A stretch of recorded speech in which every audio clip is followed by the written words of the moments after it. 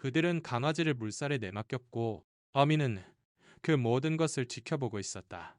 강물의 속삭임이 아침의 고요를 깨뜨렸을 때 우와, 해는 막 모습을 드러내고 있었다.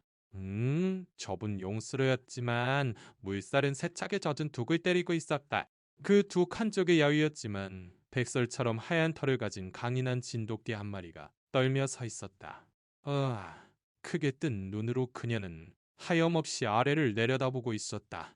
숨은 얕고 빨랐다. 물살 한가운데에서는 하얀 솜처럼 부드러운 털을 가진 진돗개 강아지가 통나무 하나에 매달려 허우적거리고 있었다. 그 작은 앞발은 마치 목숨이라도 걸린 듯 필사적으로 나무를 파고들었다.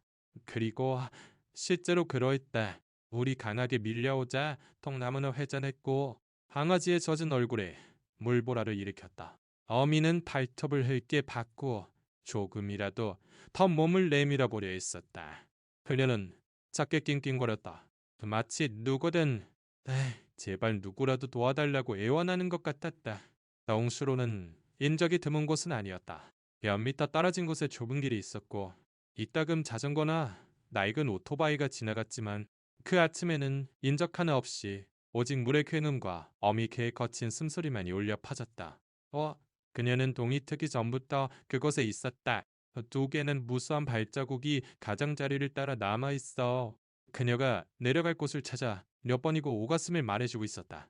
하지만 용수로는 깊었고 뚝은 거의 수직으로 깎아지른 듯했다. 1초 1초가 지날수록 강아지의 힘은 빠져나가는 듯했다. 머리가 한쪽으로 기울고 젖은 나무 위에서 발이 미끄러지는 모습이 그것을 말해주고 있었다. 어미개는 짖으려했지만 독소리는 목구멍에 막혀 도움을 청하는 외침이라기보다는 차라리 하느낌에 가까웠다. 축축한 흙과 진흙 냄새가 강하게 뽕겼다. 뭐야? 하루의 첫 햇살이 수면을 황금빛으로 물들였지만 그 광경이 아름다운 것은 아무것도 없었다. 그것은 시간과의 조용한 싸움이었다. 순간 통나무가 물속 바위에 걸렸다. 강아지는 고개를 들어 윤우를 찾았다. 어미개는 그 시선이 힘을 주는 듯 가만히 강아지를 향해 몸을 숙였다. 그 순간 모든 것이 얼어붙은 듯 보였다. 물은 여전히 굉음을 내고 있었지만 어미와 새끼 사이에는 공포와 사랑 그리고 포기해서는 안 된다고 외치는 본능으로 이루어진 보이지 않는 끈이 생겨나고 있었다. 근처에 사람은 없었다. 도움의 손길은 어디에도 없었다. 그저 둑에서 꼼짝 못하는 어미개와 물살에 갇힌 강아지가 있을 뿐이었다. 하지만 그들이 그곳에 이르게 된 이야기는 그 아침에 시작된 것이 아니었다. 그것은 전날 오후 마을에 있친 한 구석에서 누군가의 무자비한 결정이 그들을 속수무책인 상황으로 내몰았을 때 시작되었던 것이다.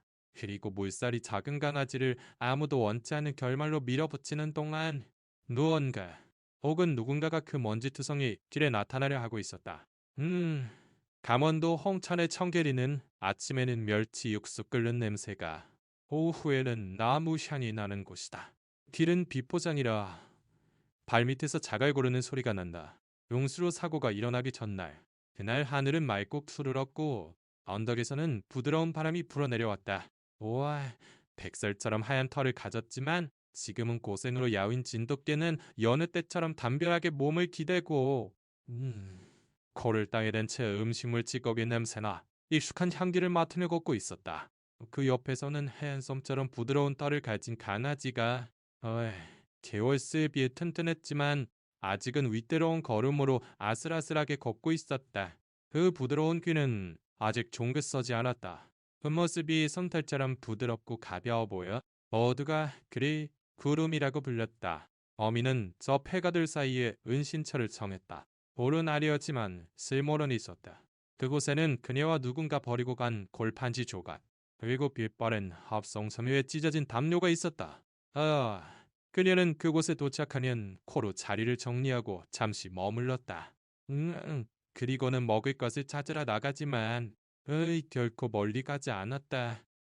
그녀는 모험심 강한 들개가 아니라 서둘러 돌아와야 하는 어미였다. 그날 오후 할머니가 파란 앞치마를 두르고 오래된 빵이 든 봉지를 들고 나왔다. 그녀는 갈라진 보도를 천천히 걸었다. 그리고 은신처 앞에서 몸을 숙여 다정하게 말했다. 자, 먹으렴. 아이, 천천히 먹어. 걔는 달려들지 않았다. 그것은 그녀의 방식이 아니었다. 그녀는 진돗개 특유의 조심성과 기품을 가지고 다가갔지만 공격적이지는 않았다. 한 입 먹고는 호루미가 냄새를 맡을 수 있도록 뒤로 물러섰다. 강아지는 코로 밀고 혀로 살짝 핥으며 어미의 뱃속으로 파고들었다. 오늘 일과로는 이 빵 조각이 너무 뼈 빠지는 일이라도 되는 게지. 이 녀석 참, 너, 박 할머니가 속삭였다. 이 아이는 천사야. 누나, 빈준이가 한쪽 바퀴가 다른 쪽보다 작은 빨간 자전거를 급히 세웠다. 그는 베라에서 강아지용 통조림을 꺼냈다. 그는 어르신 앞에서 말하는 것이 부끄러운 듯 어깨를 움츠리며 말했다. 이거 주방에서 가져왔어요. 주방장님한테 혼날지도 모르지만 뭐 어때요? 아, 할머니는 눈물을 글썽이며 미소 지었다. 넌 착한 아이구나. 세상은 이런 작은 일들로 치유되는 거란다. 인준이는 열쇠로 깡통을 따다가 손가락을 더럽혔다. 응? 걔는 개걸스럽게 먹지 않았다. 막 할머니가 예전에 파란색이었을 플라스틱 접시에 먹이를 담아주기를 기다렸다. 호기심 많은 구름이는 소스에 발을 담그고는 그것을 핥았다. 민준이는 작게 웃었다. 그것은 작고 완벽한 순간, 분명히 빼앗기기 전까지는 깨닫지 못하는 그런 순간 중 하나였다. 최 사장님은 자파점 밖에서 쌀 포대를 정리하고 있었다. 그는 키가 크고 햇볕에 탔으며 다정한 눈을 하고 있었다. 그는 의신차 쪽을 보고 손을 들어 인사했다. 그는 다툼이나 고함 소리를 싫어했지만 그날 그의 안에서 아직 이름 붙일 수 없는 경고음이 울리고 있었다. 누가 봤을까? 아, 찰길 근처에 못 보던 놈들이 있더군요. 야, 어떤 놈들인데? 아, 글쎄요. 그냥 되게 늘어뜨린 그림자 같은 놈들이에요. 이 동네 사람 아닌 남자들이 아침 일찍부터 어슬렁거렸어요.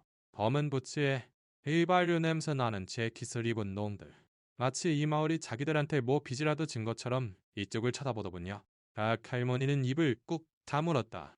아무 말도 하지 않았지만 그 표정이 그녀의 이마에 새로운 주름을 새겼다. 그녀는 몸이 걔를 놀라게 하지 않으려 조심스럽게 등을 쓰다듬었다. 진돗개에게는 존중이 필요하다는 것을 알았기 때문이다. 그녀는 몸이 걔에게 노을이라는 이름을 붙여주었다. 조심해야겠네. 으아, 그녀가 마침내 말했다. 무서운 일이 일어나는 건 싫으니까. 한동안 햇볕이 강했다. 도우리는 구름이를 그늘로 데려갔다. 두 마리는 몸을 둥글게 말았다. 더위는 때로 강아지를 졸리게 만든다. 생활은 평범하게 흘러가는 듯 보였다. 멀리서 개 짖는 소리가 들렸다. 왕집의 종이 울렸다. 모든 것이 평범했지만 그 평범함에는 금이 가 있었다. 오호의 고철을 실은 손수레가 지나갔다. 새가 새를 긁는 불쾌한 소리를 냈다. 모자를 쓰고 선글라스를 낀 두 남자가 그것을 밀고 있었다. 그들은 누구에게도 인사하지 않았다. 누구의 눈도 마주치려 하지 않았다. 최 사장님은 자파점에서 그들을 지켜보았다. 그는 앞치마에 손을 닫고 보도로 나와 그들이 철길 쪽으로 꺾어지는 것을 지켜보았다. 저놈들은 이 동네 사람이 아니야. 그가 조용히 말했다. 민준이는 자전거를 기둥에 묶고 있었다. 그도 그들을 보고 있었다. 예감이라고 불리는, 그리고 아이들이 공포라고 부르는 그 뭐라 말할 수 없는 느낌을 느꼈다. 저기 최 사장님, 저 어미 개를 창고에 넣어주면 안 될까요? 못 먹게 하고 싶지 않아서요. 민준아, 섣불리 움직이면 강아지랑 같이 어디론가 가버릴 거야. 신중하게 해야 해. 노을이가 박할머니를 믿게 만들어야지. 가게에서 돌아오는 길에 그녀는 그 의견을 들었다. 그녀는 밀가루 봉지를 가슴에 꼭 겨안았다. 그녀는 다시 은신처 앞에서 몸을 숙였다. 노을이는 경계하며 고개를 들고 귀를 눕혔다. 마치 묻고 있는 듯했다. 아버지, 더 안전한 곳을 찾아줄게. 하지만 시간을 좀 줘. 오늘은 아니지만 약속할게. 노을이는 공기 냄새를 맡고 믿었다. 눈으로 하는 약속이 있고 걔는 그것을 이해하는 법이다. 해가 지기 시작하자 바람의 방향이 바뀌었다. 밤의 박물을 알리는 멀네 뜻한 냉기를 실어왔다. 노을이는 먹을 것을 찾으러 나섰다. 인준이는 아무도 그녀를 해치지 못하도록 한 블록만큼 거리를 두고 조용히 뒤를 따랐다. 모퉁이에서 해골 그림이 그려진 재킷을 입은 젊은이가 땅에 침을 뱉었다. 그는 뒤돌아 노을이를 보았다. 웃지도 않았다. 얼굴을 찡그리지도 않았다. 염원 없이 보는 것이 그의 일인 것처럼. 인준이는 멈춰섰다. 배가 오그라들었다. 오래했나? 재킷을 입은 남자가 감정 없이 말했다. 내놓은 것을 뺏을 생각은 없어. 아리는 너? 민준이는 대답하지 않았다. 그는 단 블록 더 도리를 따라갔다. 그녀는 보도에서 딱딱해진 빵을 발견하고 위험 있게 그것을 씹었다. 그들은 은신처로 돌아왔다. 할머니는 입이 없었다. 최 사장님은 자파전 문을 잠그고 있었다. 돌담은 양동이를 놔둘게. 그가 말했다. 엉스로 물이 말라서 혹시 모르니까. 그는 방해되지 않도록 은신처 옆에 놓았다. 쓰러지지 않게 돌을 넣고 반쯤 어두워진 가게로 돌아갔다. 오후는 순식간에 밤으로 바뀌었다. 청계리에 사는 구름 한 점.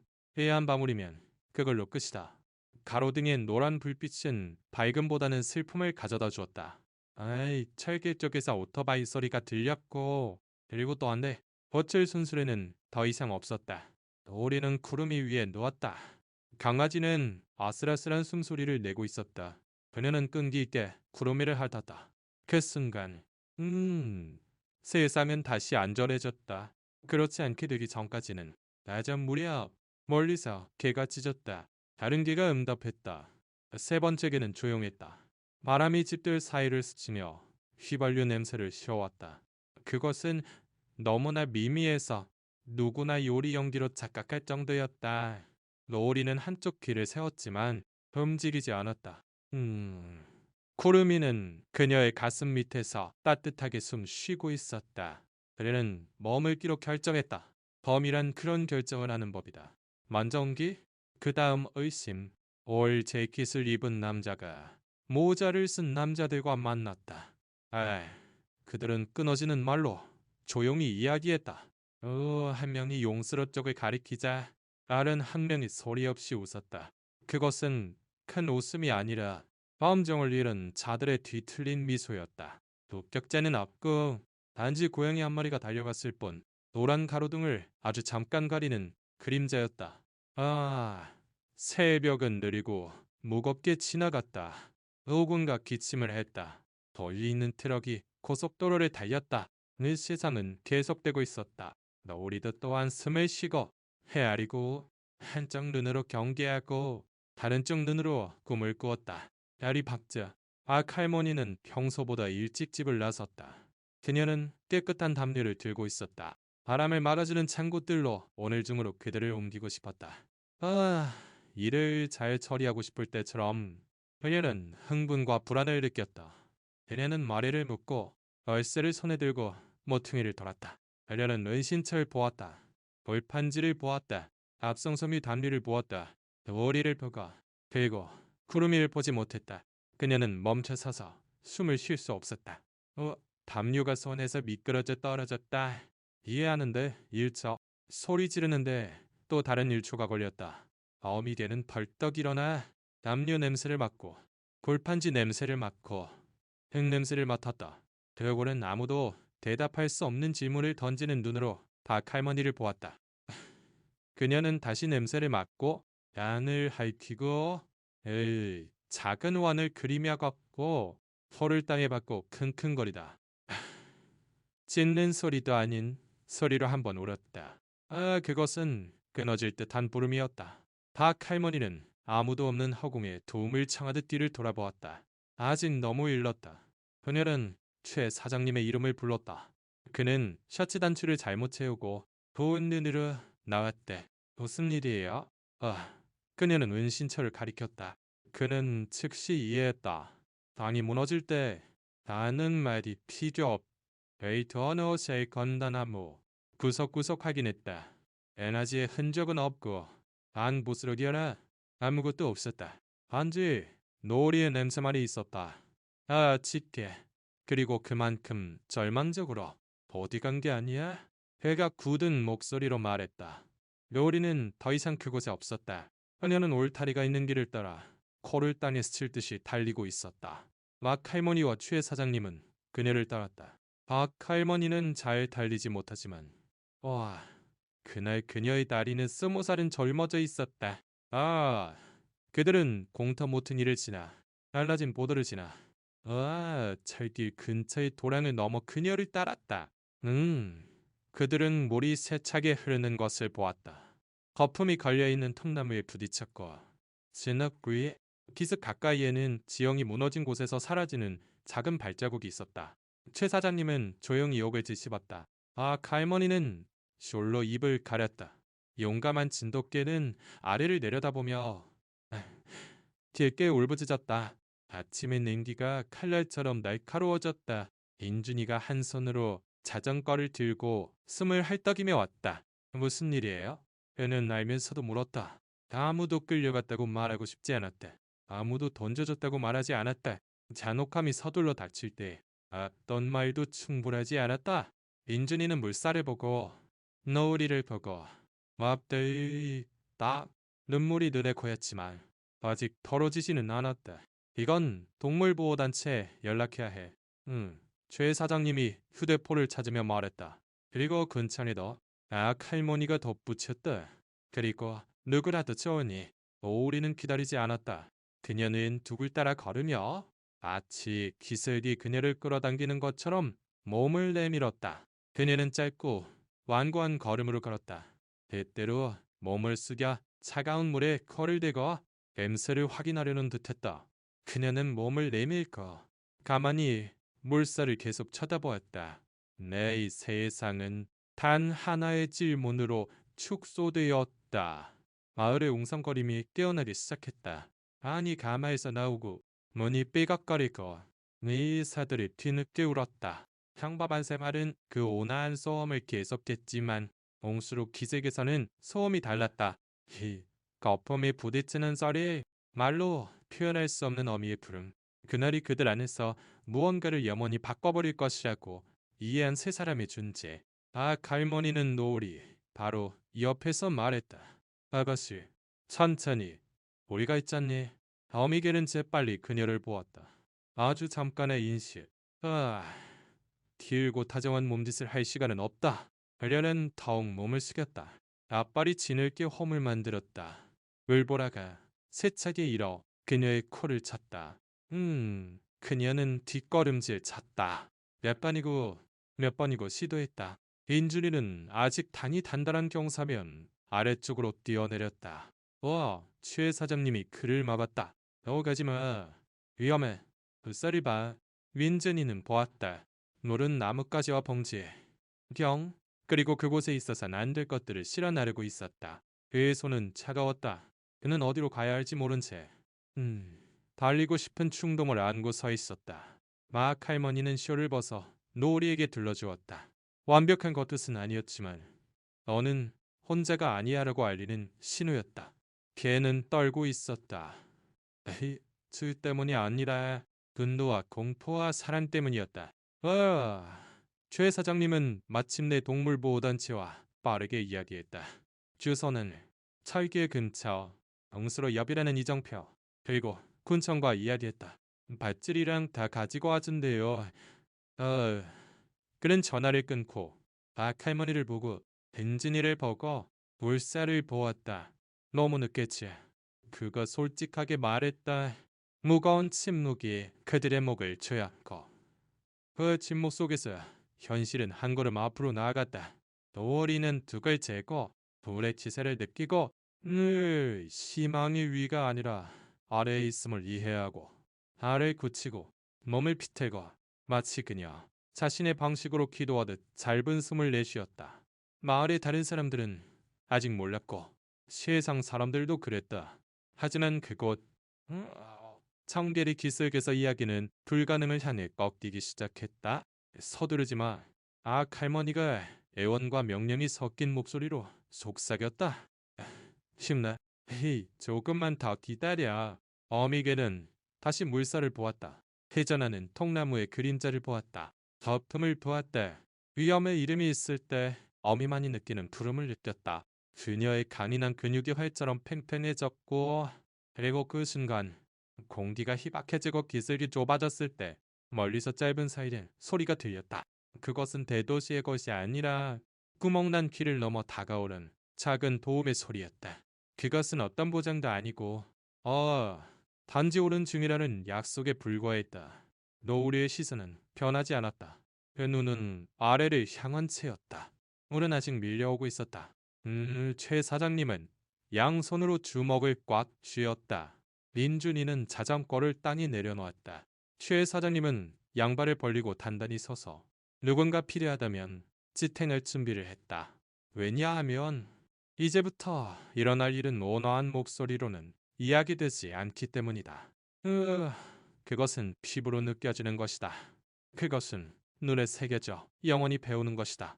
그리고 만약 당신이 그곳에 있었다면 차가운 손끝과 조여드는 마음으로 이야기할 것이다. 그 후 물살은 조금 더 세차게 울부짖었고 노을이는 결심했던 것이다. 귀를 찢는 듯한 소리가 났다. 강은 앞길에 있는 모든 것을 휩쓸어버릴 기세로 흐르고 있었다. 둘은 격렬하게 바위에 부딪혀 거품을 일으키고 소용돌이 치며 기슭에서 떨어지는 나뭇가지와 온갖 것을 삼키고 있었다.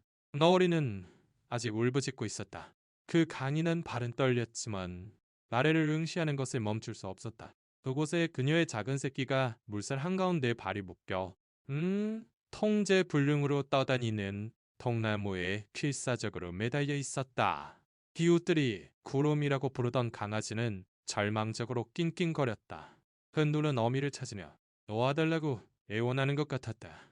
파도가 밀려올 때마다 그는 조금 더 물에 잠겼고 마치 짖는 소리로 물을 멈출 수라도 있는 것처럼 짖을 수밖에 없었다. 이런 젠장. 그의 뒤에서 사람 목소리가 외쳤다. 다리 근처 작은 집에 사는 이 영감님이라는 나이든 남자였다. 그는 노리가 강아지였을 때부터 알았다. 그녀가 들 진돗개인 것은 알았지만 동시에 매우 용감하다는 것도 알았다. 그는 그녀가 자신의 새끼를 지키기 위해 더 큰 개에게 맞서는 것을 보았다. 이 영감님은 기슭으로 달려가 몸을 쓰려 그녀가 보고 있는 것을 보았다. 거친 간, 통나무, 그리고 목숨을 걸고 매달린 구름이. 왜냐하면 실제로 그랬기 때문이다. 힘내라. 도마에 배가 외치고는 노을이를 보았다. 걱정 마라. 내가 꺼내줄게. 문제는 물살이 너무 강해서 어른조차 휩쓸릴 수 있다는 것이었다. 이 영감님은 바로 뛰어들 수 없다는 것을 알았다. 도움이 필요했다. 그는 뒤돌아키를 향해 외치기 시작했다. 그의 목소리는 물의 굉음에 섞였다. 도와주세요. 누구 빨리? 강아지가 물에 빠졌어요. 노을이는 아들에게서 눈을 떼지 않았다. 통나무가 회전하고 구름이가 옆으로 기울 때마다 그녀의 마음은 조금씩 짖어지는 것 같았다. 그녀는 뛰어들려는 듯 몸을 숙였지만 그은 너무 높았다. 만약 그랬다간 물살은 그녀마저 삼켜버릴 것이었다. 갑자기 달리는 팔소리가 들렸다. 이웃의 젊은이 2명. 준호와 태수가 밧줄과 긴 막대를 들고 왔다. 그들은 큰 길에서 외침을 들었다. 저기다. 준호가 강아지를 가리키며 말했다. 저 커브를 돌면 놓쳐버릴 거야. 생각할 시간은 별로 없었다. 세 사람은 자리를 잡았다. 한 명은 밧줄을, 다른 한 명은 막대를 들었다. 그리고 이 영감님은 널리는 손이었지만 결연하게 미끄러운 기슭을 내려가기 시작했다. 그동안에도 구름이는 계속 거적거렸다. 통나무는 바위에 부딪혔고 그럴 때마다 그는 띵띵거렸다. 덮ton이 그의 얼굴을 덮었고 그 짧은 발로 매달리는 것은 점점 더 어려워졌다. 노을이는 길게 울부짖었다. 그 자리에 있던 모두를 소름 돋게 하는 소리였다. 그것은 단지 짖는 소리가 아니었다. 그것은 어미의 절규였고 영혼을 꿰뚫는 부름이었다. 준호는 막대를 통나무까지 다 캘 수 있었다. 그는 이 영감님에게 소리쳤다. 하지만 그 순간 더 강한 물살이 밀려와 통나무가 회절했다. 보름이는 뒤로 자쳐졌고 한순간 뒷발이 미끄러졌다. 불이 완전히 그를 덮었다. 안 돼. 태수가 외쳤고 모두가 숨을 삼켰다. 그가 다시 나타났을 때 고르미는 기침하며 낑낑거렸지만 죽고 싶지 않은 자만이 가진 힘으로 매달렸다. 이 영감님은 공포와 결의가 뒤섞인 표정으로 균형을 잃을 뻔할 정도로 더 몸을 내밀었다. 왼손을 뻗었고 준호와 테스는 온 힘을 다해 밧줄을 움켜쥐었다. 조금만 더. 준호가 말했다. 의뢰왔어. 그 순간 노을이는 한 걸음 앞으로 나와 마치 시면으로 뛰어들 듯 자세를 잡았다. 그녀의 눈은 아들에게서 떨어지지 않았고 다른 땅을 봤다. 긴장은 너무나 커서 방은 더 격렬하게 굉음을 내는 듯했다. 통나무는 서서히 멀어져 가고 있었다.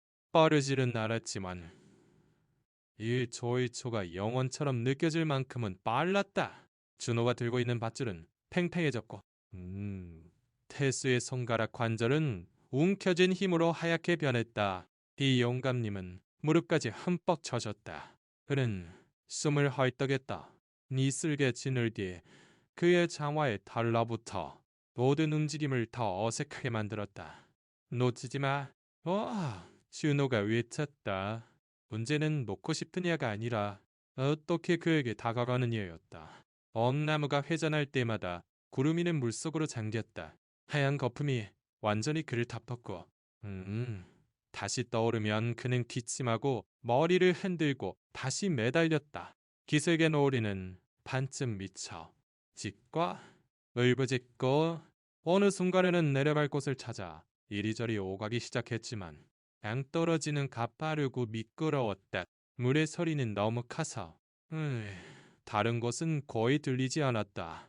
하지만 이따금 구름이의 작은 울음소리가 강의 굉음을 뚫고 들려왔다. 그것은 순수한 공포에 피를 얼어붙게 하는 날카로운 소리였다.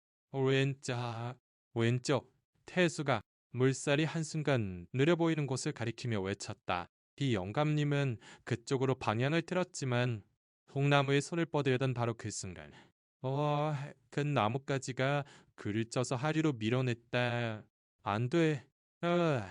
준호가 외쳤다.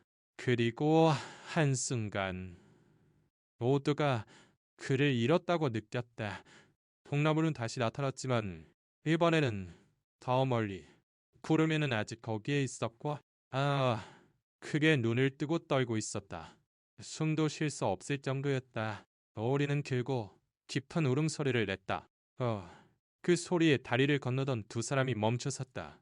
그들은 아래를 보고 무슨 일이 일어나는지 이해하고 더 많은 도움을 청하기 위해 외치기 시작했다. 몇 초 만에 에이요 3명이담요. 다마줄 그리고 낡은 구명치부까지 들고 달려내려왔다. 그곳은 목소리, 명령, 자갈을 밟는 발소리로 가득 차기 시작했다. 인간띠를 만들어요. 한 여자가 젊은이들을 기스 쪽으로 밀며 명령했다. 이 영감님은 힘이 회복되는 것을 느꼈다. 그는 더 이상 혼자가 아니었다. 조심해. 그는 축축한 바위 위로 더 몸을 숙였고 다른 이웃이 그의 허리를 치탱했다. 조금만 더. 젊은이가 말했다. 다 왔어. 통나무가 다시 가까워졌다. 물보라가 격렬했어. 한순간 이 영감님의 시야를 흐릿하게 했다. 하지만 그는 눈을 떼지 않았다. 눈에 손을 뻗었다. 잘하다. 그가 통나무 갈디를 잡고 외쳤지만 아직 완전하지 않았다. 물살은 잔인한 힘으로 아래로 끌어당겼고 어떤 강한 움직임도 구름이를 그 일시적인 피난처에서 떼어놓을 수 있었다. 비스의 노을이는 눈도 깜빡이지 않았다. 그녀의 몸은 언제라도 뛰어들 수 있을 만큼 긴장이 있었다. 설령 그것이 물속으로 사라지는 것을 의미한다 해도 그곳에 있던 모두가 숨을 삼켰고 강은 울부짖고 덕나무는 흔들렸고 그리고 그 순간 바로 앞에 소용돌이가 형성되기 시작했다. 이 영감님은 통나무 가지를 굳게 움켜쥐었다. 차가운 물이 그의 손가락을 마비시켰지만 1mm라도 늦출 수 없다는 것을 알았다. 소용돌이는 점점 커지며 매혹적인 힘으로 회전하며 마치 다가오는 모든 것을 삼키려는 듯했다. 끌어올려. 준호가 기슭에서 공포로 쉰 목소리로 외쳤다. 하지만 그것은 쉬운 일이 아니었다. 구름이는 작은 발로 통나무에 매달려 있었고 어떤 강한 움직임도 그를 떨어뜨릴 수 있었다. 이 영감님은 천천히 통나무를 기슭 쪽으로 끌어당기려 했지만 불살은 교활했다. 그가 조금 나아갈 때마다 아도가 그를 물살의 중앙으로 밀어냈다. 어리는 띵띵거렸다. 마치 아들의 목숨이 그 몇 초에 달려있다는 것을 아는 듯했다. 그녀의 앞발은 마치 강으로 가는 길을 파내려는 듯 땅을 긁었다. 힘내요. 아저씨, 이 영감님의 허리에 감긴 밧줄을 지탱하는 사람 중 한 명이 외쳤다. 소용돌이는 이제 몇 미터 거리에 있었다. 그 소리는 거대한 짐승의 포효 같았다. 헤이, 지친 고름이는 한순간 눈을 감았다. 그 한순간의 약함이 파도에 완전히 삼켜지는 원인이 되었다. 안 돼. 태수가 한 걸음 앞으로 나오며 외쳤다. 강아지가 다시 나타났을 때 그는 끊임없이 기침하고 있었다. 의자는 발은 힘없이 모를 젓고 있었다. 이 영감님은 생각할 시간이 없다는 것을 알았다. 그는 모든 것을 걸어야 했다. 그는 앞쪽 바위에 한 발을 디디고 난숨에 힘을 주어 자신을 지탱하는 밧줄을 당기면서 통나무를 기슭 쪽으로 밀어붙였다. 통나무는 몇 미터 나아갔지만 그 움직임이 취약한 균형을 무너뜨려 구름이는 자세를 잃었다. 강아지는 소용돌이 쪽으로 내던져졌다. 모두가 동시에 소리쳤다. 오리는 가슴이 찢어지는 듯한 울음소리를 내며 주저없이 물에 뛰어들었다. 반경은 혼돈으로 변했다. 일부 이웃은 하류로 달리며 궤도를 예측해 잡으려 했다. 다른 사람들은 그물이나 긴막대를 가져오는 듯했다. 노리는 잘만작으로 헤엄쳤고 그 발은 차가운 물을 갈랐고 이후 소용돌이는 그녀의 새끼를 삼켜버렸다. 이 영감님은 그녀를 따라 헤엄치려 했지만 허리에 밧줄이 그를 늦췄다. 몇 조간 구름이의 작은 몸은 소용돌이 치는 거품 아래로 사라졌다. 그 후에 침묵은 잔인했다.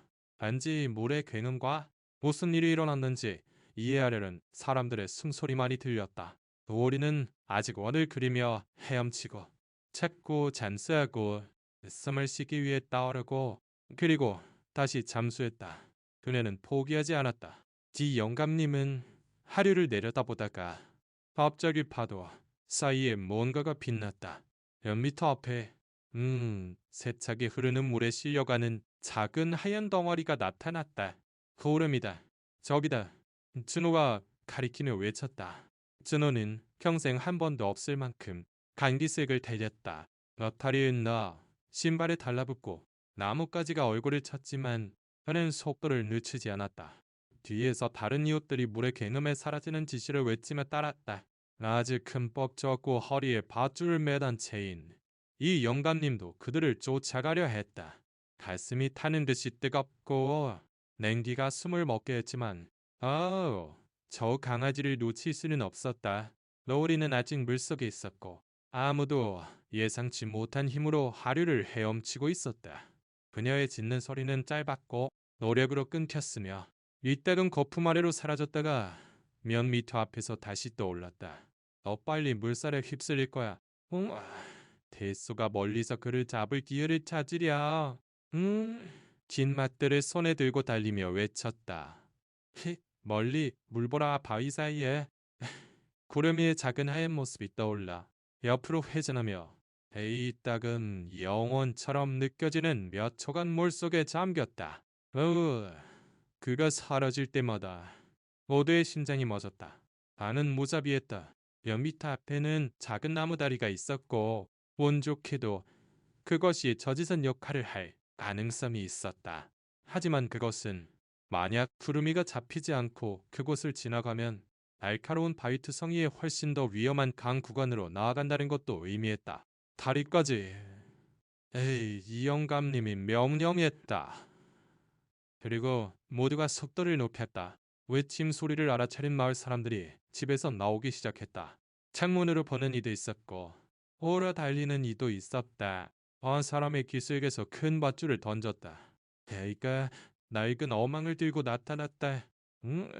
준호가 가장 먼저 다리에 도착했다. 그는 무릎을 꿇고 안을 들여다보며 정확한 순간을 찾았다. 어센 물살이 나무 기둥에 부딪히고 있었다. 보인다. 그가 외쳤다. 온다. 그 순간 노을이는 다리 몇 미터 앞에서 지쳐 둘이서 올라왔다. 그녀는 비틀거리며 뒤새겨 올라 숨을 헐떡였다. 다리는 떨렸지만 눈은 아들에게 고정되어 있었다. 구름이가 나타나 통제불능으로 괴절하며 바위에 부딪힌 후 준호 바로 아래를 지나갔다. 젊은이는 몸을 최대한 뻗어 그를 잡으려 했지만 물살은 너무 빨라 그를 데려가 버렸다. 안 돼. 알제의 외침이 터져 나왔다. 테스는 강아지를 걸어보려 막대를 물속에 던졌지만 몇 센티미터 차이로 빗나갔다. 이제 돌이킬 수 없었다. 암간 구간이 가장 위험했다. 이 영감님은 주저하지 않았다. 그는 하류의 물에 뛰어들어 구름이가 바위에 닿기 전에 막으려 계산했다. 그의 몸은 파도 사이에 사라졌고 도가 뒤슬기의 모두를 불안한 마음으로 만들었다. 물살은 이 영감님의 영혼을 빼앗아갈 듯이 때렸다. 다름 같은 물이 호흡을 어렵게 했고 한순간 손이 반응하지 않는다고 느꼈지만 포기할 수는 없었다. 목숨을 위해 싸우는 저 강아지의 눈을 본 후에는 그의 주위는 온통 소음과 거품이었다. 난이 굉음은 디스크 사람들의 외침을 삼켜버렸고 그는 몇 미터 앞밖에 보이지 않았지만 구름이가 근처에 있다는 것은 알았다. 노을이는 모든 움직임을 쫓으며 강계색을 달렸다. 그녀의 발은 진흙에 잠겼다. 그 숨소리는 거칠고 귀에 거슬렸다. 그녀는 멈추지 않았다. 때때로 크게 짖으며 마치 아들에게 힘을 주는 것 같았다. 밖에서 보면 도요미는 나무 조각처럼 실려가고 있었다. 두 파도 사이에 나타났다. 그는 지쳐 있었다. 다른 거에 움직이지 않았다. 부른 그를 몇 번이고 해잔시키고 이런 주뜻 이 영감님은 온 힘을 다해 헤엄쳤고 마치 시간이 가장 큰 적인 것처럼 발로 자신을 밀어냈다. 오른쪽이에요. 이 영감님. 준호가 기색에서 더 얕은 곳을 가리키며 외쳤다. 하지만 그가 반응하기 전에 물살에 실려온 통나무가 그를 쳐서 완전히 물속에 잠기게 했다. 세상은 어둡고 무거워졌다. 물이 귀를 압박했고 한순간 떠오르지 못할 거라고 생각했다. 기슭에서는 모두가 숨을 삼켰다. 도우리는 멈춰서서 절망적인 눈빛으로 찾았다. 그녀의 귀는 축 늘어졌고 눈은 크게 떼었으며 그리고 생각할 틈도 없이 다시 물에 뛰어들었다. 어미와 새끼는 이제 함께 싸우고 있었다. 어린한 화살처럼 헤엄치며 어떤 인간도 흉내낼 수 없는 본능에 이끌렸다. 파도 사이를 헤치고 그녀는 구름이에게 다가가 코로 그를 옆으로 밀어 주류에서 벗어나게 하려 했다. 영감님은 몇 미터에서 떠올라 마치 공기가 금인 것처럼 기침하고 숨을 들이마셨다.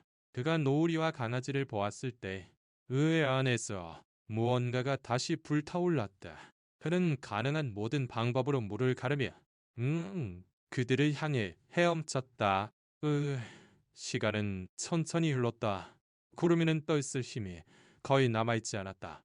하이트 섬이 구간은 점점 더 가까워졌고 하얀 거품이 충돌의 격렬함을 보여주고 있었다. 마지막 힘을 쥐었자 이 영감님은 선을 뻗어 아직 커리에 매달려 있던 밧줄을 잡았다. 다른 한 손으로 그는 구름이를 붙잡아 가슴에 끌어안았다. 안돼. 그가 물살에 그들을 바위 쪽으로 밀기 전에 외칠 수 있었다. 준호와 태수는 기슭에서 온 힘을 다해 밧줄을 당겼다. 이 영감님의 몸은 바위에 부딪혔지만 그는 강아지를 자신으로 보호했다. 거울이는 기슭에서 눈을 떼지 않고 그들이 마침내 끌어올려질 때까지 함께 헤엄쳤다. 운주은 안도의 환호성을 질렀지만 축하할 때는 아니었다. 구름이는 움직이지 않았고 눈을 감았으며 몸은 차가웠다. 이 영감님은 진흙 위에 무릎을 꿇고 손으로 부드럽게 그의 가슴을 눌렀다. 힘내, 부마야. 포기하지 마. 노을이가 젖고 떨면서 다가와 아들을 킁킁거리고 절망적으로 핥았다. 침묵이 무겁게 짓눌렀고 단지 그들의 몸에서 떨어지는 물소리와 그리고 작은 숨소리, 의미한 움직임만이 그것을 깼다. 코르미는 눈을 뜨고 약하게 낑낑거렸지만 모두의 심장이 다시 뛰는 것을 느끼게 하기에는 충분했다.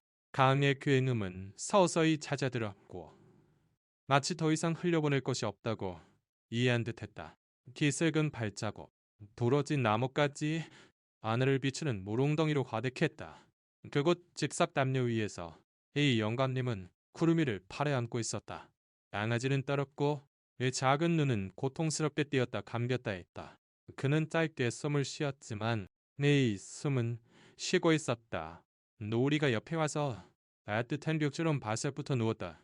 그녀는 그의 이마를 핥고 등을 핥고 그 작은 발 하나하나를 미스에 찢어지는 듯한 인내심으로 핥았다.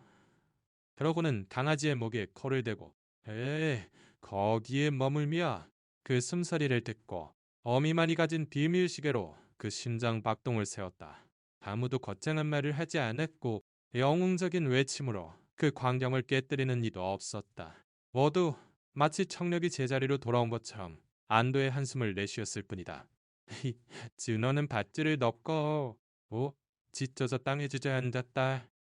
테스는 얼굴을 양손으로 감싸고 참았던 눈물을 마침내 흘렸다. 젖은 쇼를 두른 박 할머니는 도리 앞에 무릎을 꿇고 언제나처럼 부드럽게 말했다.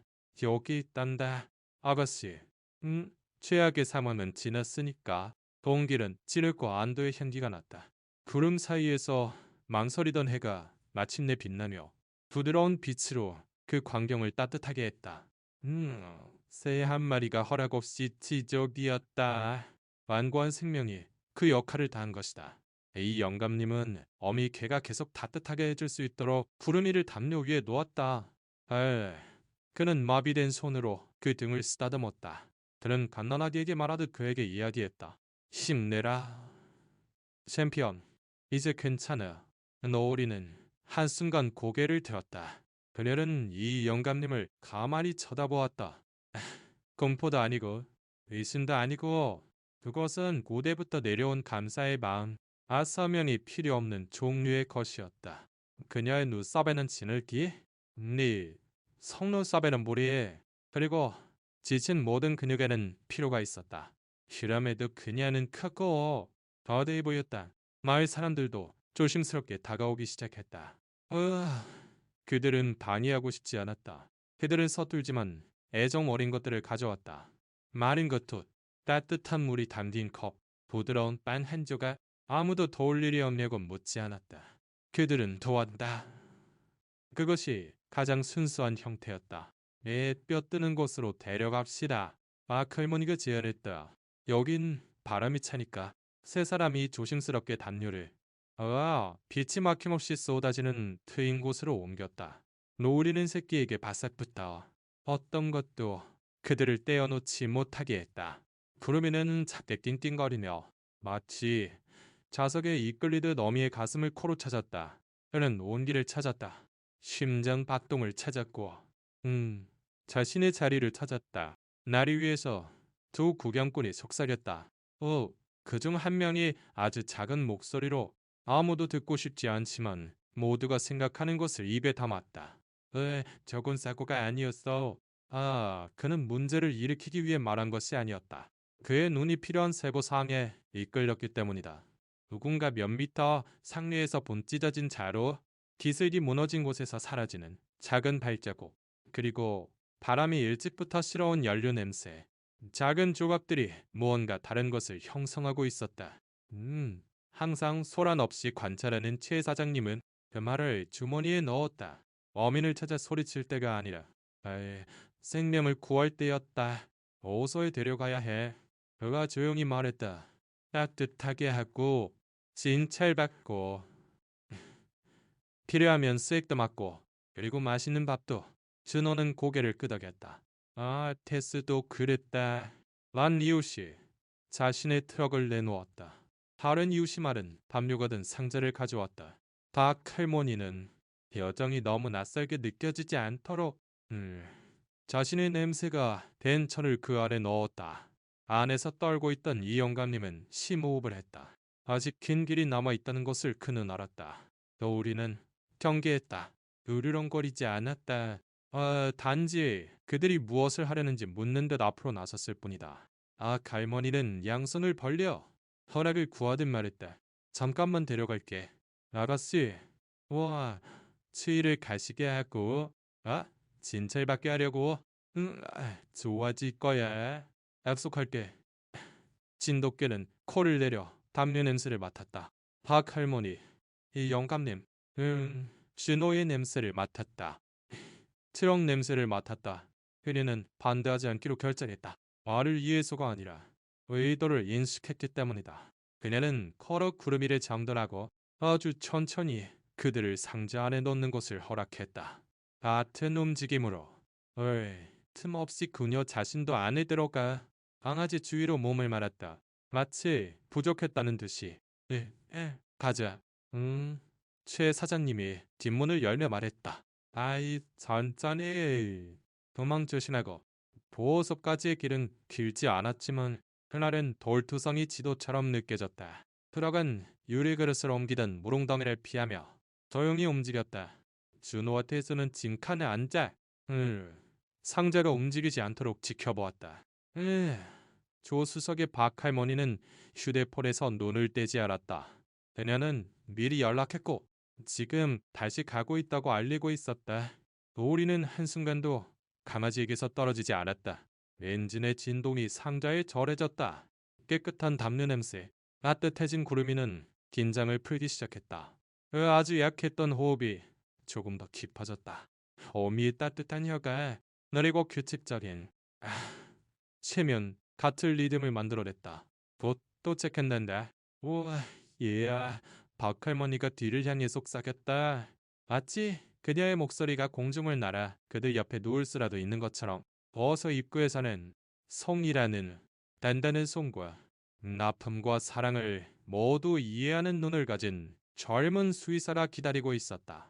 그녀는 따뜻한 생리식염수, 거즈, 히터램프, 그리고 결코 유치해지지 않는 다정한 목소리를 준비해 두었다. 자, 아가야. 내가 잘 봐줄게. 그녀는 천천히 상자를 열었다. 빵은 소독약과 마른 사료 냄새가 났다. 어울리는 살짝이를 드러냈다. 그것은 위협이라기보다는 진돗개의 자연스러운 방어 행동이었다. 송이는 분위기를 흐트러뜨리지 않고 그녀에게 말했다. 이 새끼 뺏어가지 않아. 너우라, 둘 다 도와줄 거니까. 노우리는 시선을 거두지 않았다. 송이는 마치 날개 같은 손으로 구름이를 진찰했다. 그녀는 그를 말리고 손끝으로 부드럽게 가슴에 대어 리듬을 쟀다. 헛반응은 느렸지만 반응은 있었다. 에야, 그녀는 작은 주사기로 따뜻한 수프를 조금 먹였다. 한 입, 그리고 또 한 입, 그리고 한숨에. 그래, 그래. 그러고는 존중을 담아 노을이를 만졌다. 찰과산 체온을 확인했다. 차가운 물로 일한 피부의 붉어짐과 노력의 흔적을 발견했다. 그녀는 가벼운 색을 준비해 정확하게 주사하고 온기가 사치가 아니라 약인 것처럼 히터램프를 가까이 두었다. 괜찮을 거예요.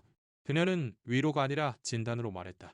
일색과 온기, 그리고 약간의 운이 필요해요. 생명은 나머지 부분을 베풀어 주었으니까요. 소식은 복도를 빠르게 돌았다. 자원봉사자들이 드나들며 전체적으로 거대해지는 작은 것들을 두고 갔다. 수건, 낮은 침대, 부드러운 머리카락, 방해하지 마세요 라고 쓰인 펜만. 밖에 벤치에서는 준호와 태소가 지쳐서 소리 없이 웃고 있었다. 어깨에 담요를 두르니 영감님은 몇 시간 만에 처음으로 눈을 감았다. 박할머니는 작은 창문에 다가가 안을 들여다보았다. 그녀는 조승달처럼 몸을 만 노을이를 보았다. 솜씨는 구름이를 보았다. 송이가 램프를 조절하는 것을 보았다. 그리고 또 하나, 낡은 공고가 붙은 게시판에 누군가 선으로 마치 그날을 기다렸다는 듯 짧은 문장을 쓴 종이가 붙어있는 것을 보았다. 한 생명을 구한다고 세상이 바뀌지는 않지만 아이의 세상은 바뀝니다. 그녀는 한동안 그 말을 바라보았다. 마음에 와닿는 것을 느꼈다. 라고는 눈을 내리고 네 허락 없이 도착한 기부 물품을 정리하기 시작했다. 마른 사리요, 통조림, 네 스웨타오, 아니요, 작은 마을이 단순한 것들의 홍수를 가져왔다. 다정함은 보고 배우는 것이다. 안에서 송이는 전문가다운 어조로 전화를 하고 있었다. 주소를 메모하고 보고서 보전을 요청하고 알수는 적지만 의도는 많았다. 전화를 끊고 그녀는 그들을 향해 돌아섰다. 건강해질 때까지 여기에 있을 겁니다. 그녀가 설명했다. 오늘은 긴 면회는 없어요. 야, 힘든 일도 없고요. 그냥 따뜻하게 하고 쉬는 겁니다. 박 할머니는 고개를 끄덕였다.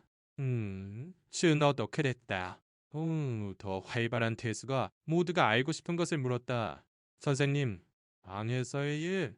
선생님은 어떻게 생각하세요? 송이는 못 들은 척하지 않았다. 그녀는 노리와 구름이를 보았다. 그러고는 그룹 전체를 보았다. 오늘은 그 이야기는 여기서 하지 않습니다. 오늘은 그냥 돌보는 날이에요. 아무도 파고들지 않았다. 말이 무서워서가 아니라 예의 때문이었다. 정의가 내부적으로 찬찬히 이루어지는 날이 있고 그동안 진짜 생명은 조용히 구조되는 것이다. 오후는 온화하게 지나갔고 보수는 황금빛으로 가득 찼다. 아침의 냉기는 일시적인 패배를 이해한 듯 물러갔다. 야윈 노을이는 아들을 만지는 것을 멈추지 않고 눈을 감았다. 구름이는 감사의 말 같은 한숨을 내쉬며 몸을 말았다. 밖의 울타리에서 노부부가 잠시 멈춰섰다. 그들은 들어오지 않았다. 반지 기세를 얻으려는 듯 간판을 보았다. 그러고는 계속 걸어갔다. 모든 일에는 때가 있다. 이 영감님은 조심스럽게 일어나 탁 문에 다가가 아이 조용히 놓고 했다. 송이는 그의 목소리가 닿을 만큼만 문을 열었다. 고맙소. 그가 노을이를 보며 말했다. 달리 어떻게 말해야 할지 모르겠지만 고맙소. 노을이는 한순간 눈을 떴다. 그것으로 충분했다. 아카이머니는 마른 쇼를 고쳐매고 마치 이마인 것처럼 신기한 다정함으로 문틀을 쓰다듬었다. 에이, 그녀는 안으로 어미아새끼에게, 아나지에게, 엠퍼에게, 작은 침대에게 말했다. 잘 자리여. 내일 또 올게. 그들은 지친 걸음으로 보소 마당으로 나왔다. 바람이 나뭇잎 하나를 흔들었다. 어불타리에 있던 늙은 개가 재회에서 태어나려는 새로운 속삭임을 이해한 듯 귀를 세웠다. 그것은 끝이 아니라 서장이었다. 타오르는 의문이 남았고 영수로 기슬개는 흔적이 남았고 거짓말하지 않는 시선이 남았다. 그리고 작지만 자랑스럽고 회복력 있는 마을이 부서지지 않고 진실을 찾아낼 준비가 되어 있었다. 언덕 위에 밤이 찾아왔다. 노을이는 구름이를 목 아래에 두었다. 송이는 램프를 조금 어둡게 했다. 완전히 끄지 않고 딱 좋을 정도로. 밖에서는 제 사장님이 휴대폰을 보며 입술을 다물고 있었다. 에게는 이름이 있었고 시간이 있었고 어디서부터 시작해야 할지에 대한 생각이 있었다. 마을의 심장은 같은 리듬으로 뛰고 있었다. 그것은 폭발적인 분노가 아니라 쩔이었다. 그리고 권리로 얻어낸 고요함과 함께 그날은 지나갔다. 밤이 새고 회복실 창문으로 다시 해가 들어올 때 누군가 손가락 관절로 부어서 문을 녹화할 것이다. 그것은 더 큰 무언가의 첫걸음이 될 것이다. 이 새벽은 서두르지 않고 마을의 낡은 지붕을 주황색으로 물들였다. 보호서 밖에서는 안 내린 커피와 축축한 흙의 향기가 났다. 안에서는 백설처럼 하얀 털의 노을이가 곤히 잠든 새끼 구름이 주위로 완벽하게 몸을 말고 있었다. 구름이는 마치 받아들이기로 결정한 선물인 것처럼 한숨 한숨 쉬고 있었다. 수의사 송이는 조용히 다가가 그들을 확인했다. 모든 것이 좋아지고 있었다. 두 마리의 체온은 올라 있었다. 가마지의 심장 박동은 더 이상 희미한 속삭임이 아니었다. 그리고 노을이의 눈은 피곤했지만 다른 빛을 띠고 있었다. 그것은 완전한 실내는 아니었지만 안 되었다. 오전 7시 정각 누군가 보호소 정문을 노크했다. 발은 3번의 노크 소리. 마치 숨길 수 없는 소식을 가져온 듯했다. 송이가 문을 열자 최 사장님이 미가를 찌푸린 채 마닐라 봉투를 손에 들고 서 있었다. 나을 친구한테서요. 그가 조용히 말했다. 별건 아니지만 도움이 될 것 같아요. 그는 안으로 들어와 봉투를 테이블 위에 놓았다. 마치 안에 살아있는 것이라도 든 것처럼 조심스럽게 열었다. 날 현상된 사진이었다. 첫 번째 사진은 노을이와 구름이가 구조된 강기색을 비추고 있었지만 다른 각도에서였다. 구석에 약간 흐릿하게 무언가를 옮기고 있는 남자가 찍혀 있었다. 검은 재료. 이게 언제죠? 일찍부터 도와주러 왔던 신호가 물었다. 같은 날이야. 최 사장님이 대답했다. 어부가 휴대폰으로 찍었대. 물살이 자루를 휩쓸어 가기 전에 갈머니는 성우를 그었다. 테스는 주먹을 꽉 쥐었다. 누군데? 최 사장님은 그렇게 묻지 않았다. 그는 한숨을 쉬고 다른 사진을 가리켰다. 거기에는 더 가까이 남자의 얼굴이 선명하게 찍혀 있었다. 이름을 말할 필요는 없었다. 마을 남자로 모두가 그 성격의 악랄함과 동물을 쓰레기처럼 다루는 것으로 아는 남자였다. 이틀 전에 가게에서 봤어요. 진호가 중얼거렸다. 밧줄을 들고 있었어요. 성인은 봉투를 닫고 단호하게 말했다. 이런 식으로 그와 맞설 수는 없어요. 이건 당국에 제출해야 해요. 하지만 그 전에 그녀는 노을이와 구름이를 보며 말했다. 앞으로 일어날 일에 맞설 만큼 건강하다는 것을 확인해야 해요. 그 순간 노을이는 마치 대화가 자신의 운명에 관한 것이라고 이해한 듯 고개를 들었다. 그녀는 울타리 문에 다가가 코를 세창 쌀에 대고 눈도 깜빡이지 않고 최 사장님을 가만히 쳐다보았다. 예, 그는 몸을 숙여 마치 비밀을 털어놓듯 그녀에게 말했다. 우리는 너를 버리지 않아. 너도 네 아들도. 이어지는 몇 시간은 분주함으로 가득했다. 마할머니는 추가 식량과 담요를 찾으러 나갔다. 준호와 태수는 사진이 든 봉투를 들고 군청으로 향했다. 송이는 보호소에 남아 다른 동물들을 돌봤지만 항상 그 밤으로 돌아왔다. 정오 무렵 소식이 도착했다. 지역 경찰이 정식 고발을 접수하고 용의자를 조사하기 위해 소환하고 있다는 것이었다. 번전한 승리는 아니었지만 첫걸음이었다. 이게 빨리 진행되면 준호가 돌아와서 말했다. 그가 재범하는 것을 막을 수 있을지도 몰라요. 할머니는 담요를 접으며 중얼거렸다. 그리고 온 마을이 이걸 알면 이게는 숨을 곳이 없을 거야. 그날 오후 많은 사람들이 마른 사료봉지, 불병, 약, 그리고 강아지 장난감까지 들고 보호소를 방문했다. 누군가 용감한 진돗개와 그 새끼에게 보내는 손편지를 남기고 갔다. 그들에게 사랑이 부족하지 않기를. 노을이는 진돗개 특유의 조심성과 호기심이 뒤섞인 태도로 각 방문객을 맞았다. 한편 구름이는 고개를 들기 시작했고 아주 살짝 고리를 흔들며 마치 다시 신뢰하는 감각을 시험하는 듯했다. 넌 그들이 잠시 일뼈 아래 작은 안뜰에 나갈 시간이라고 판단했다. 자원봉사자들이 즉석에서 밖에 침대를 만들었고 노을이는 구름이를 옆에 두고 거기에 누워 해의 온기가 뼈에 남은 마지막 냉기를 녹이는 데 맡겼다. 그동안 최 사장님은 준호와 태수를 데리고 앞으로 어떻게 할지를 논의했다. 런던den노 감이었다. 이것은 정의였다.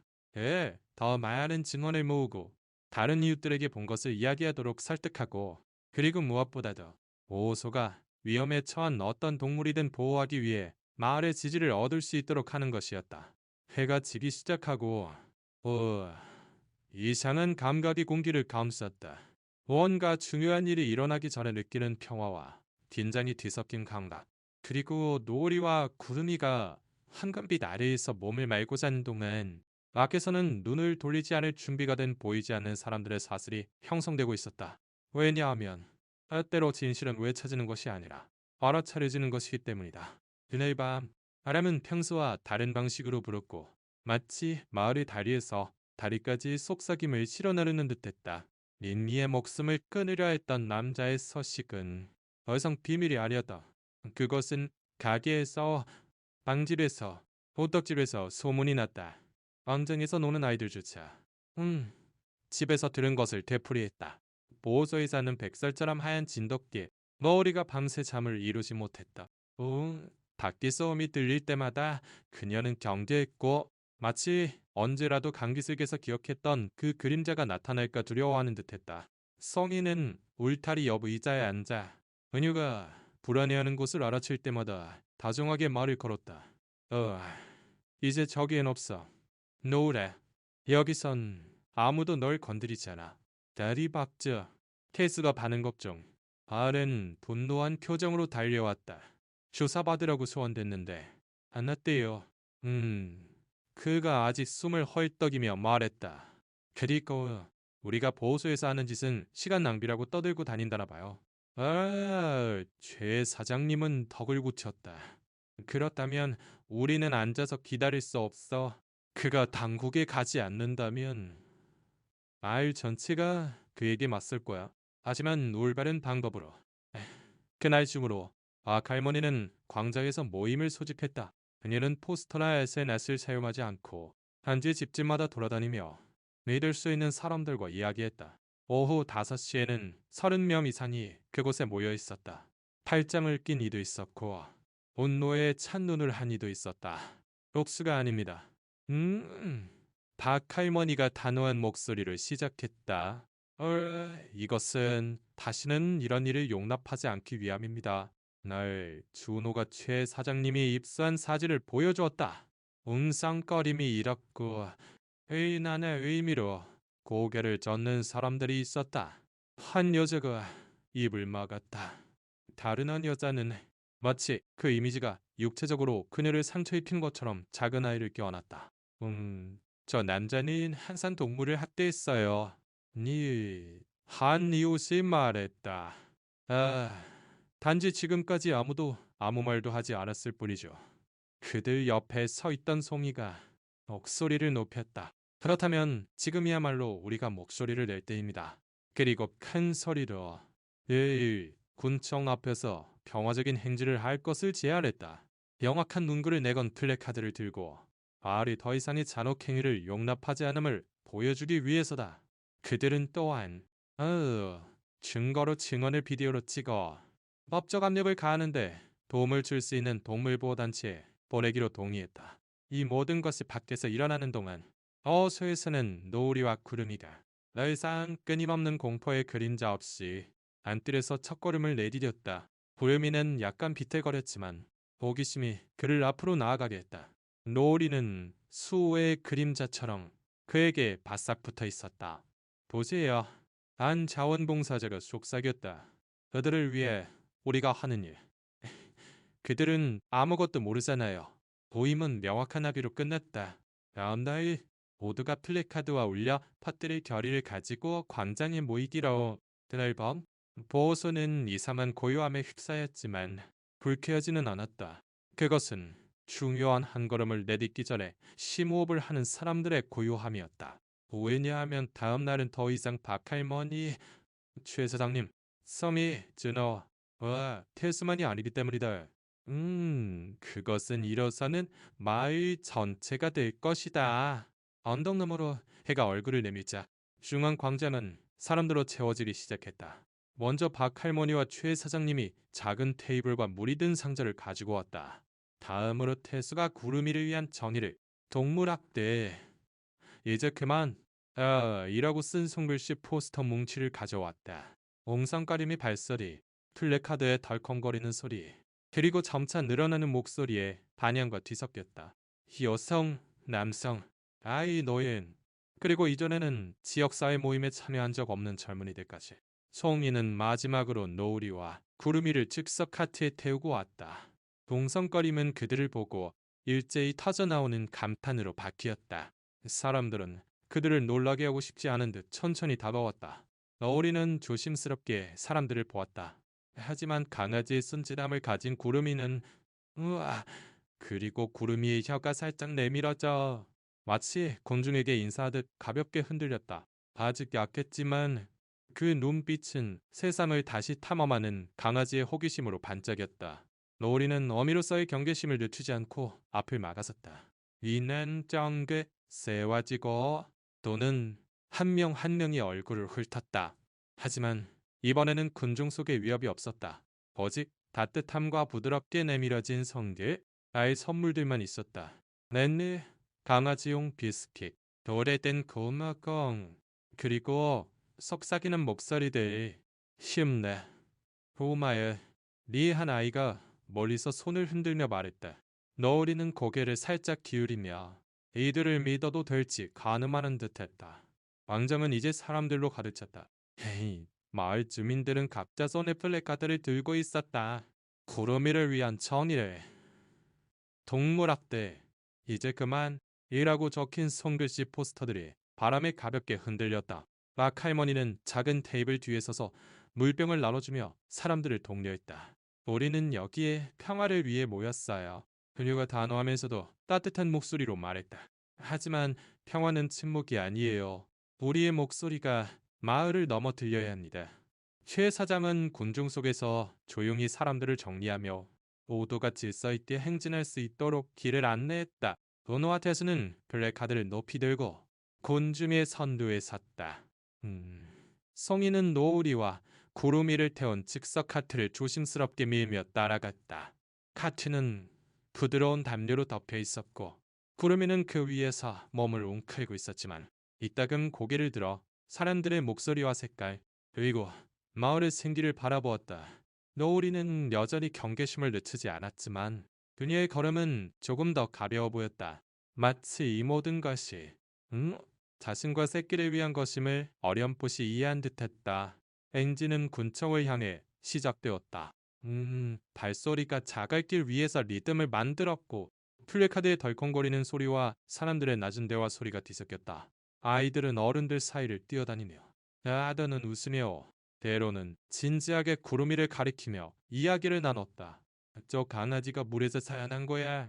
아나이가 친구에게 속삭였다. 그 말은 작은 바람처럼 퍼져나가 행진하는 이들의 결의를 더 단단하게 만들었다. 군청 앞에 도착했을 때 어이, 태양은 하늘 한가운데 떠 있었다. 빛은 따뜻했지만 옹겔은 긴장이 감돌았다. 군중은 질서정연하게 멈춰 섰다. 할머니가 앞으로 나서며 준비한 성명사를 꺼냈다.